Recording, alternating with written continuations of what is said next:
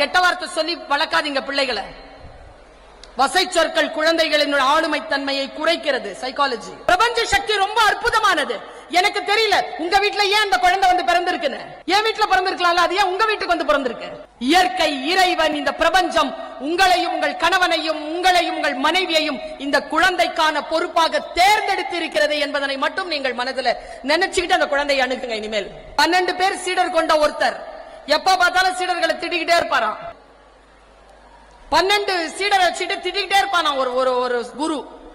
அவர் ஒரு நாள் இமயமலைக்கு போயிட்டு வந்துட்டு 12 பேர்கிட்டையும் பவ்யமா நடந்துக்க ஆரம்பிச்சாராம். என்னன்னு கேட்டா, இமயமலையில ஒரு நாள் தூங்கிட்டு இருக்கும் போது ராத்திரி சிவன் வந்திருக்கிறாரு கனவுல. என்ன தேடி ஏன்பா நீ இமயமலைக்கு வந்த? உன் 12 சீடர்ல ஒருத்தன் தான்ப்பா நானு. யாரையும் அதுக்கப்புறமா அவர் வந்து திட்டதே இல்லை. யார் சிவன்னே தெரியாது. எல்லோரிடத்திலும் பவ்யமாக நடந்து கொண்டார். இந்த பிரபஞ்ச சக்தியின் மீது நம்பிக்கை கொள்ளுங்க. நாம் எல்லோரும் ஆசீர்வதிக்கப்பட்டவர்கள் தான். இல்லனா இங்கெல்லாம் உட்கார்ந்து இருக்கிறதுக்கு வாய்ப்பே கிடையாது. ஏதோ ஒரு காரணம் இல்லாமல் வராது.